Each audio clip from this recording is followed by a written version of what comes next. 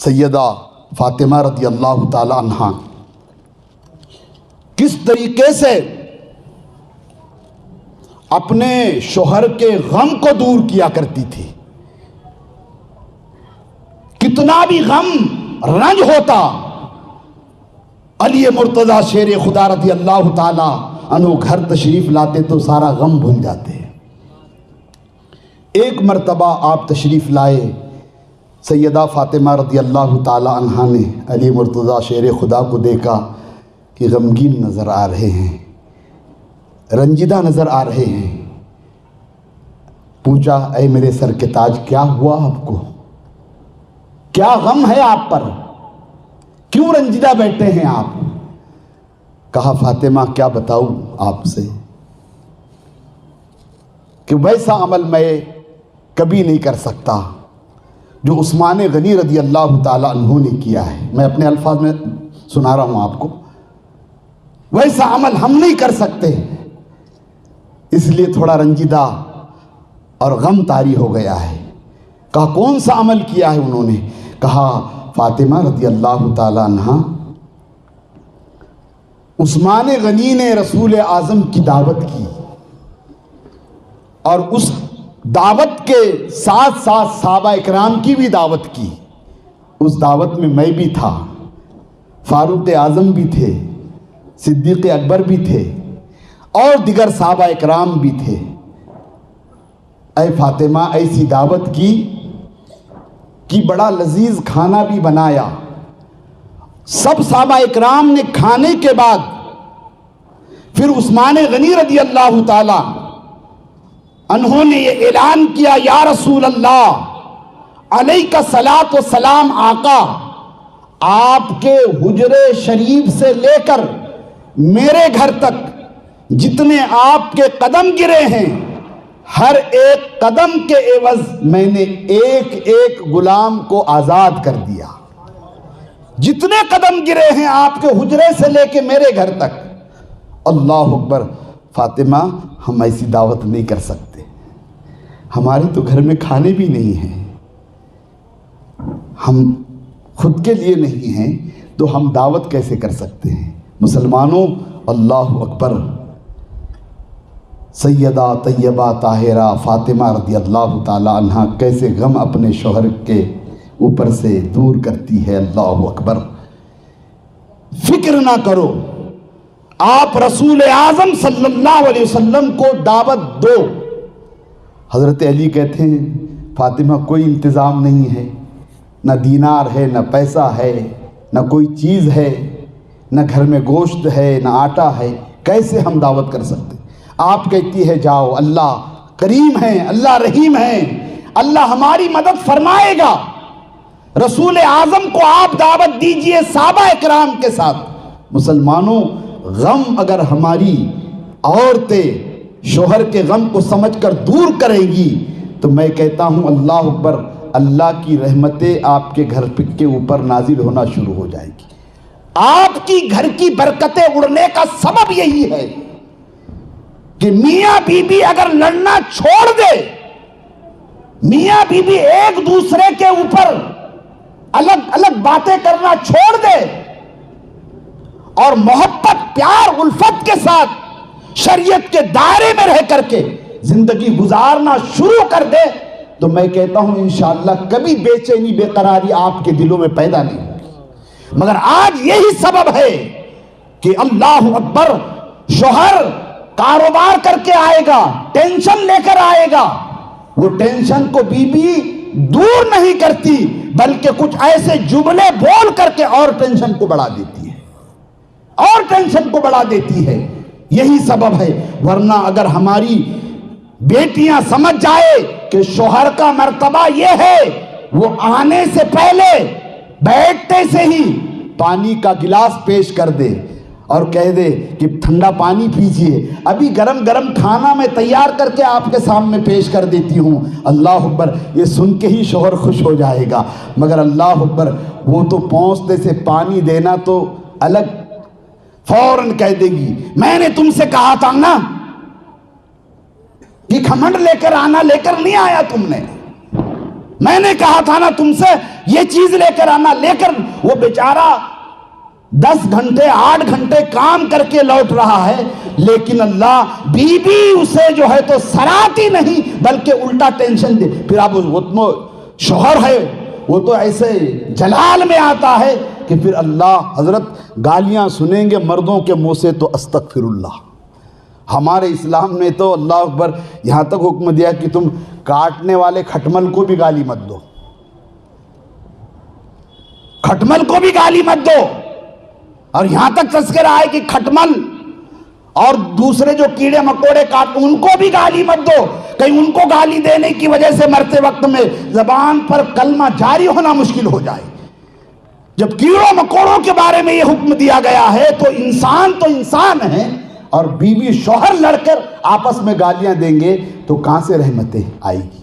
اللہ اکبر، کتنا بڑا یعنی مردوں کا مقام رسول اعظم صلی اللہ علیہ وسلم نے بیان فرمایا کہ سرکار صلی اللہ علیہ وسلم اللہ اکبر ایک مرتبہ ایک باغیچے میں تشریف لے گئے تو بکریاں پتہ چر رہی تھی. سرکار صلی اللہ علیہ وسلم کو بکریوں نے دیکھا، دیکھتے سے ہی تمام بکریوں نے پتہ چرنا چھوڑ دیا، سجدے میں گر گئی. صحابہ اکرام ساتھ عرض کرنے لگے یا رسول اللہ علیہ الصلوۃ والسلام، یہ جانور بکریاں پتہ کھانا چھوڑ دیا آپ کے جلوے کو دیکھ کر کے، آپ کو تشریف لاتے ہوئے دیکھ کر کے سجدے میں چلے گئی. اللہ اکبر، ہمیں حکم دے یا رسول اللہ ہم بھی سجدہ کریں آپ کو. تو مصطفیٰ جان رحمت نے فرمایا میری شریعت میں سجدہ اللہ کے علاوہ کسی کو روا اور جائز نہیں ہے. اگر جائز اور جو ہے تو روا ہوتا تو میں سب سے پہلے اپنے امت کی عورتوں کو حکم دیتا کہ وہ مردوں کو سجدہ کریں. پیارے آقا کے پیارے دیوانوں، تو یہ اگر ہم سمجھ لینا تو بہت آسانیاں ہمارے قوم میں پیدا ہوگی، اور انشاءاللہ تعالی ہمارے کیسز جو کورٹ میں جاتے ہیں وہ جائیں گے ہی نہیں. اور یہ اس بری عمل قوم مسلم کر جائے کہ ایک بھی کیس میاں بی بی کا کورٹ میں نہیں جائے گا، پوری دنیا کہے گی اگر کوئی مذہب ہے دنیا میں اچھا اور بہتر، پیارا اور ستھرا تو وہ اسلام ہے. اسلام کے اندر ہم نے دیکھا ہے کہ ایک بھی کیس میاں بی بی کا کورٹ میں نہیں ہے، مگر سنتے ہیں کہ سب سے زیادہ ہمارے ہی کیسز ہیں. اللہ اکبر، کیسا غم دور کیا. کہ علی مرتضیٰ شیر خدا سے آپ کہتی ہے جا کر کے مصطفیٰ جان رحمت کو دعوت دے دو. آپ کہتے ہیں انتظام نہیں، آپ دعوت دے دو اللہ انتظام فرما دے گا. حضرت علی شیر خدا رضی اللہ تعالیٰ عنہ جاتے ہیں، کہتے ہیں یا رسول اللہ آپ کی بھی دعوت، صدیق اکبر کی بھی دعوت، فاروق اعظم کی بھی دعوت، عثمان غنی کی بھی دعوت، دیگر صحابہ کی بھی دعوت. اب دعوت کا وقت بتایا جاتا ہے. وقت مقررہ پر مصطفیٰ جان رحمت اپنے صحابہ اکرام کو لے کر کے فاطمہ رضی اللہ تعالی عنہا کے گھر پہنچتے ہیں. علی مرتضیٰ شیر خدا دیکھتے ہیں کہ تاجدار عرب احمد مجتبیٰ تشریف لائے ہیں، صدیق اکبر بھی آئے ہیں، فاروق اعظم بھی آئے ہیں، عثمان غنی بھی آئے ہیں، حضرت بلال بھی آئے ہیں، دیگر صحابہ بھی آئے ہیں.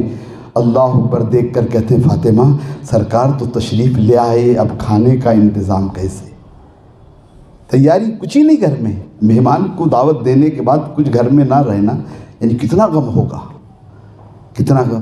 آپ کہتی فکر نہ کرو اللہ انتظام کر دے گا، فکر نہ کرو اللہ انتظام کر دے گا. مسلمانوں کیسا غم دور کیا، فکر نہ کرو. آپ نے ہنڈی چولہے پہ رکھ دی اور اللہ کے دربار میں اپنی جبی کو جھکا کر کے سجدے میں چلے گئی. اللہ اکبر. حضرت علی مرتضیٰ شیر خدا دیکھ رہے ہیں انتظام. میرے پیارے آقا کے پیارے دیوانوں، سجدے میں سر رکھ کے دعائیں مانگ رہی ہے. سجدے سے جب سر اٹھایا تو کہا فاطمہ سرکار تشریف لا چکے ہیں. تو کہا ہنڈی کھولو، ہنڈی سے کھانا نکالو.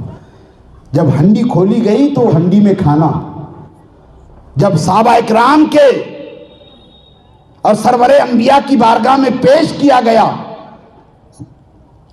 اب جب کھانا شروع کیا صحابہ اکرام نے، سرکار نے، تو مصطفیٰ جان رحمت نے فرمایا صدیق اکبر کھانا کیسا ہے، کھانا کیسا ہے؟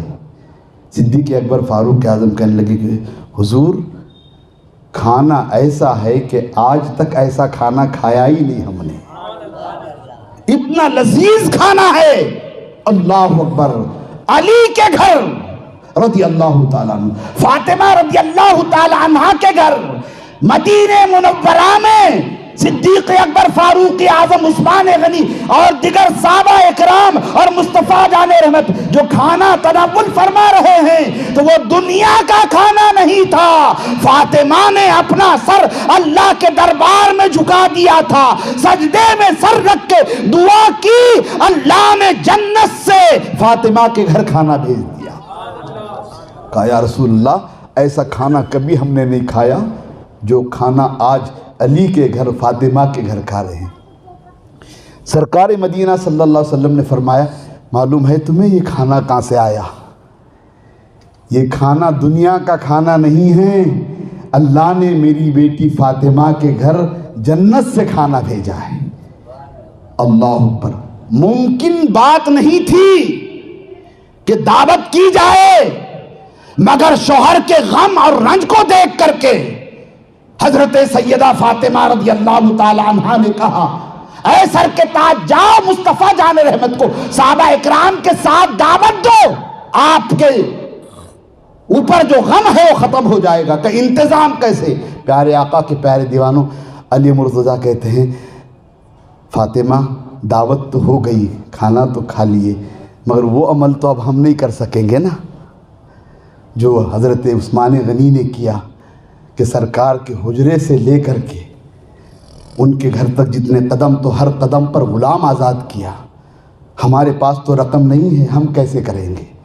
اللہ اکبر۔ حضرت فاطمہ رضی اللہ تعالیٰ عنہ پھر سجدے میں جاتی ہے، دعا کرتی ہے، اور دعا کرنے کے بعد پھر سجدے سے سر اٹھاتی ہے تو اللہ کریم حضرت جبریل علیہ السلام کو حکم فرماتا ہے کہ جاؤ ہمارے محبوب کی بارگاہ میں پیغام لے کر کے اور یہ پیغام سنا دو، اے حبیب آپ کے حجرے سے لے کر علی کے گھر تک، فاطمہ کے گھر تک جتنے تمہارے قدم گرے ہیں، اللہ نے ہر ایک قدم کے عوض میں 1,000 جہنمیوں کو جہنم سے آزاد کر دیا ہے۔